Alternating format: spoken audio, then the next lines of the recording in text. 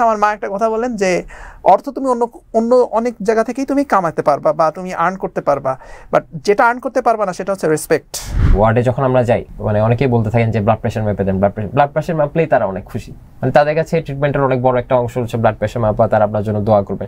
তো এই বিষয়গুলো থেকেই হচ্ছে আস্তে আস্তে অনুপ্রেরণা পাই। আপনি একটা মানুষের হাত ধরে তার শরীরকে হচ্ছে কি আপনি তার শারীরিক সমস্যাগুলো বলেন কিংবা আপনি তার অসুস্থতার কথা বলেন, এই জিনিসগুলো করে আপনি যেই দোয়া পান তার মনের যত কাছে পৌঁছাতে পারবেন, এই তৌফিকটা আল্লাহ তাআলা সবার ভাগ্যে দেন না।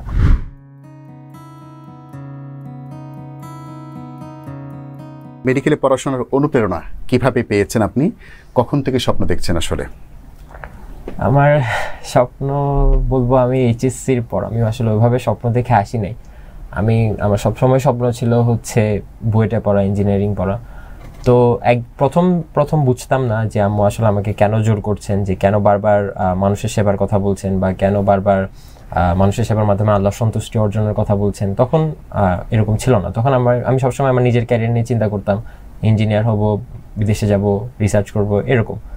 তো হঠাৎ করেই আম্মু এক প্রকার বাধ্য করে আমাকে হচ্ছে বলেন যে না, তুমি বুয়েটের কোচিং করতে পারবে না, তুমি মেডিকেলের কোচিং করবা। তো আমার জন্য সময়টা 3 মাসের প্রিপারেশন নিয়ে আমি ঢাকা মেডিকেল আসি। আলহামদুলিল্লাহ, আল্লাহ তাআলা, পুরোটাই আল্লাহ তাআলার শুকরিয়া।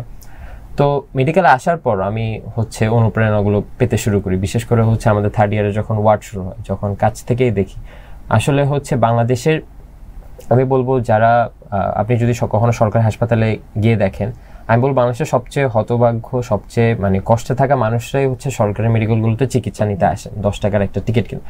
আপনি কিন্তু কখনো আসলে ওইভাবে সরকারি মেডিকেলে যাই না, আমরা সবসময় প্রাইভেটে যাই।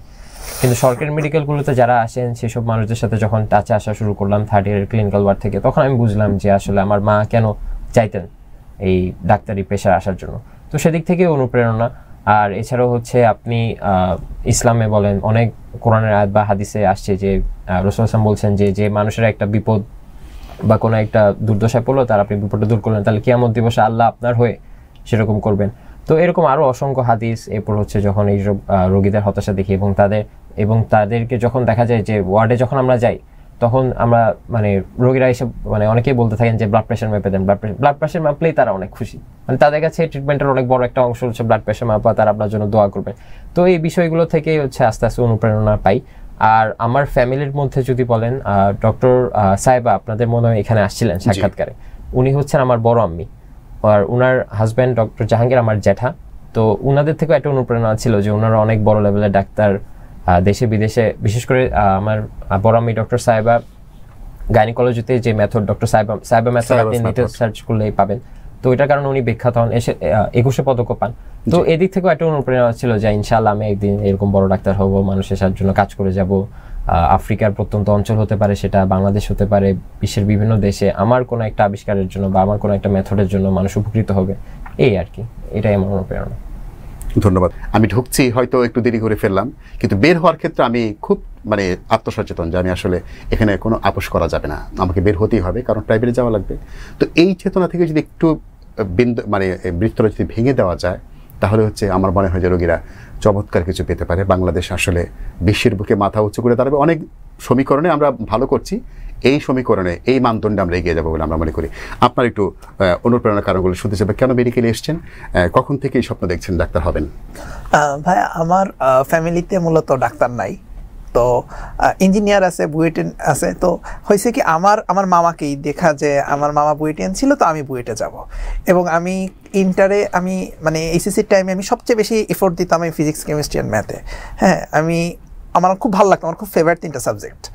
তো মা বলতো যে না, তোমাকে ডাক্তার হতেই হবে, তোমার মেডিকেল অ্যাডমিশন করতে হবে। ইভেন সে আমার জন্য বাসায় বায়োলজির জন্য এক্সট্রা টিচার রাখছিলেন, যাতে আমি যেন কিছুটা হলেও বায়োলজিতে ওরিয়েন্টেড থাকি। আদারওয়াইজ আমি হয়তো বা বায়োলজি বইও ধরতাম না, ফেলও করে যাইতে পারতাম, এমন অবস্থা।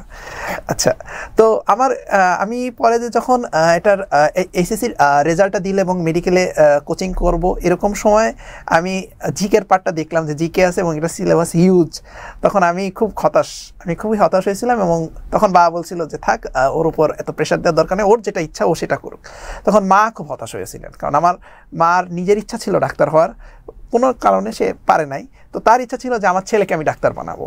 আর আমি হচ্ছে খুবই মানে বাবা মার প্রতি খুবই শ্রদ্ধাশীল মানুষ। তো যখন মা এই কথাটা বললো তখন মার খুবই খারাপ লাগলো, মানে আমার কথাটা শুনে যে আমি ইঞ্জিনিয়ারিং কোচিং করবো, মেডিকেল কোচিং করবো না। তখন একজন টিচার আমার এইচএসসি টাইমেই, আমি যার কাছে ফিজিক্স শিখছি এবং আমার গুরু চিরন্তন আর কি, জনাব আবু হানিফ আনসারি স্যার, উনি আমাকে হঠাৎ ওই দিনই মানে আউট অফ নো হোয়ার সে আমাকে একটা কল দেয় এবং আমি তার কথা মানে খুবই বেদবাক্য হিসেবে মেনে চলি।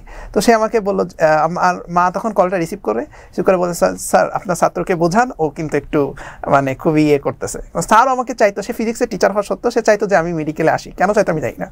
তো স্যার তখন আমাকে বললো যে তুমি তোমার মার কথা শোনো, আমার বিশ্বাস তুমি ভালো করবা। আমি তখন একটু আশ্বস্ত হইলাম যে না, যখন সে বলে দেখছে, সে হয়তো বা জানে যে আমার অ্যাবিলিটি কেমন কি, ঠিক আছে আমি আমার নিজের অ্যাবিলিটির উপরে আমি নিজে বিশ্বাসটা রাখি। তারপর আমি 3 মাসের একটা ফাইট দিলাম, আর তারপর আমি আমার কথা ছিল যে আমি একটু জানতাম যে আমি বুয়েটে আসবো, আমি বুয়েটে পরীক্ষা দিলে আমি বুয়েটে টিকবো, কিন্তু আমি এটা শিওর ছিলাম না যে আমি ঢাকা মেডিকেলে আসবো কিনা। কারণ এখানে যে কোনো মুহূর্তে আপনার একটা মার্কের জন্য আপনি অন্য কোথাও চলে যেতে পারেন এবং মেধার তারতম্য খুবই কম, খুবই ন্যারো মার্জিনে এখানে ডিএমসি আমরা সিলেক্ট হয়। সো এইটা একটা ভয় ছিল যে আমি যদি বুয়েটের আশেপাশেও যেতে পারি, না যেতে পারি, তাহলে হয়তো আমার খুব মন খারাপ হবে। তো আমার টার্গেট ছিল আমার ঢুকলে ঢাকা মেডিকেলেই ঢুকতে হবে, এছাড়া আমি অন্য কিছু আমি অল্টারনেটিভ চিন্তা করব না। তো এইভাবে আর কি আগালাম, আর তারপর সাকসেসটা চলে আসলো। আর সবচেয়ে বড় কথা, আমার মা একটা কথা বললেন যে অর্থ তুমি অন্য অনেক জায়গা থেকেই তুমি কামাতে পারবা বা তুমি আর্ন করতে পারবা, বাট যেটা আর্ন করতে পারবা না সেটা হচ্ছে রেসপেক্ট অ্যান্ড মানে তোমার প্রতি যে মানুষের ভালোবাসা, এইটা তুমি আর্ন করতে অন্য কোথাও থেকে এত সহজ আদায় করতে পারবা না। আর আমার নিজের ব্যক্তিগত খুব ইচ্ছা, আফিফ বললো তার রিলিজিয়াস পার্সপেক্টিভ, তো আমার যে পার্সপেক্টিভ সেটা হচ্ছে যে আমি লাইফে অনেস্ট থাকতে চাই। আমি জীবনের যে কোনো পরিস্থিতি আসুক, আমি আমার লাইফে চাইবো না অবৈধ কোনো জিনিস আমার সাথে ঘটে যাক। সো এই কারণেই আমি হালাল রুজির কথা চিন্তা করে, ঠিক আছে এটা আমার জন্য। পরে আমি এই লাইনে এসে দেখলাম যে আসলে আমি যদি অন্য কোথাও যাইতাম সেটা আমার জন্য সুইটেবল না, ডাক্তার প্রফেশনটা আমার জন্য সুইটেবল, এবং আমি এখন লিটারেলি এই প্রফেশনটা খুব এনজয় করি এবং আমার ইচ্ছাই আছে যে আমার লাইফের শেষ দিন পর্যন্ত আমি পড়াশোনা করে যেতে আমার কোনো আপত্তি নেই। ধন্যবাদ। আসলে আমাদের নিজস্ব একটা ইচ্ছে থাকবে, এটা বাস্তবতা। কারণ হচ্ছে আমাদের যে শৈশব থেকে আমি যে জিনিসটার প্রতি আমার প্যাশন কাজ করে, আগ্রহ কাজ করে, এখানে আসলে আমার স্বাভাবিকভাবে ভালো করার সম্ভাবনা বেশি থাকে। কিন্তু ইচ্ছে করলে অভিভাবকদেরকে একটু খুশি রাখার জন্য, তাদের প্রত্যাশাকে পূরণের জন্য আমরা কিন্তু সচেষ্ট হতে পারি। আমার এই মানুষগুলোর কাছে কোনো না কোনো দিক থেকে ঋণী, তাদের ঋণ শোধ করতে আমি কখনোই পারবো না। এই সামান্য একটু প্রত্যাশার কথা যদি আমি পূরণ করি, তাহলে স্বাভাবিকভাবে তাদের জন্য দুনিয়াটা সুন্দর হয়ে যায়, সুখের হয়ে যায়। আপনার মুখ থেকে একটু অভিজ্ঞতা শুনতে চাই, কার প্রেরণায়, মানে কার পরামর্শে, কোন চিন্তা থেকে আপনি চিকিৎসা? আমার ঘটনাটা আসলে আফিফ আর রাজ দুইজনের থেকে একদম উল্টো। আমি মেডিকেলে আসার সিদ্ধান্তটা আমার নিজের, এবং সিদ্ধান্তটা আমি নেই হচ্ছে কি ইন্টারের মোটামুটি মাঝামাঝির দিকে। তার কারণ হচ্ছে আমার লাইফ সায়েন্স পড়তে খুবই ভালো লাগতো। মানে এমন না যে আমার ম্যাথ, ফিজিক্স, কেমিস্ট্রি আমি কিছু পারতাম না, এরকম ছিল না ব্যাপারটা। কিন্তু আমি ওই সাবজেক্টগুলো থেকে লাইফ সায়েন্স আমি খুব এনজয় করতাম, কারণ হচ্ছে এই জায়গাটাতে আমি ভিজুয়ালাইজ করতে পারতাম যে কোনো একটা লিভিং বিইংয়ের বডিতে কি হচ্ছে, সেই জিনিসগুলো দেখা যায়, সেই জিনিসগুলো মাথার মধ্যে চিন্তা করা যায়, এবং ঘটনা প্রবাহের মতো সেগুলো আপনার মাথায় রান করতে থাকবে, যে এটার পর এটার পর এটা, খুবই লজিক্যাল কিছু সিকোয়েন্স হতে থাকে। আমি জিনিসটা খুব এনজয় করতাম। তো সেক্ষেত্রে থেকে লাইফ সায়েন্স থেকে আসলে আমাদের দেশে খুব বেশি সাবজেক্টের ভ্যারাইটি বা খুব বেশি অপশন বা বেশি দিকে যাওয়ার আপনার সুযোগ তেমন নেই, লিমিটেডই বলা যায়। তো সেখান থেকে পরে ভেবেচিন্তে এটা ঠিক করেছিলাম যে হয়তো মেডিকেলেই যাব, সেটাই হয়তো আমার জন্য ভালো হবে, যেহেতু এই জায়গাটা আমি সোফার এনজয় করেছি আর কি। আর এক্ষেত্রে আরেকটা কথা যেটা, যে আমার বাবা মা, বা স্পেশালি যদি আমার মায়ের কথা বলি, আমার মা এক্ষেত্রে হচ্ছে গিয়ে খুবই সাপোর্টিভ ছিলেন ইন আ সেন্স যে আমার মা আমাকে কখনো বলেনি একটাবারের জন্য যে আমার মনে হয় তোমার এখানে যাওয়া উচিত বা এখানে যাওয়া উচিত। এই জিনিসটা আসলে আমাদের দেশে একটু রেয়ারই, যে পুরোপুরি স্বাধীনতাটা, মানে হ্যাঁ অনেক সময় আমার এই জিনিসটা প্রেশার লেগেছে যে আমাকে কেন কিছু বলছে না, আমি তো এই ছোট বয়সে ডিসিশনটা নিতে পারছি না, এত বড় একটা ডিসিশন। কিন্তু পরে এখন আবার যখন ফিরে তাকাই, আমি আসলে খুব কৃতজ্ঞ যে আমি যেই ডিসিশনই নেই, আমার মা জিনিসটা খুব সহজ রেখেছে আমার জন্য, যে তুমি যেখানে পড়তে চাও, যেটা পড়ে তোমার মনে হয় তুমি জীবনে ভালো থাকবে, তুমি সেটাই করো। ইনফ্যাক্ট এখন আমার মা হাসাহাসি করে, এই যে যখন প্রফের টাইমগুলো দেখে যে আমি খুব কষ্ট হয়ে যাচ্ছে, মানে প্রত্যেকেই তো এই সময় আসলে আমরা খুব ভেঙে পড়ি, দেখা যাচ্ছে কান্নাকাটি করছি বা পারছি না, তো তখন আমার মা মাঝে মাঝে হাসাহাসি করে যে তুমি তো নিজেই আসছো। তো কিরকম মানে বোকার মতো আসছো, এখন হচ্ছে কি আর করবা। তো তখন আর কি মানে মজাই লাগে জিনিসটা যে হ্যাঁ, বা দেখা যায় যে আমার বাবাও হাসাহাসি করে, এই যে রাত যেটা বললো যে আমার বাবা হচ্ছে বুয়েটিয়ান আর কি। তো আমি হচ্ছে তখন ওই সময় এরকম বলতাম যে না, ম্যাথ তো আমার মানে পারি না পারি অন্য কথা, অত তো এনজয় করি না এরকম, তো বুয়েটে গিয়ে খালি এত ম্যাথ ম্যাথ ম্যাথ, বা ইঞ্জিনিয়ারিংয়ে যেখানেই যাই এত ম্যাথ ম্যাথ ম্যাথ, কষ্ট হয়ে যাবে আমার জন্য। তো আব্বু আর কি ওটা তখন শুনিনি, এটা আম্মু শুনেছিল আমার এই কথাটা। তো এখন হচ্ছে গিয়ে দেখা যায় দুজনই হাসাহাসি করে। আব্বু বলে যে তোমাকে কে বলছে বুয়েটে খালি ম্যাথ করা লাগে, ম্যাথ করা লাগে, ওইখানে তো পড়াশোনার স্টাইল অন্যরকম।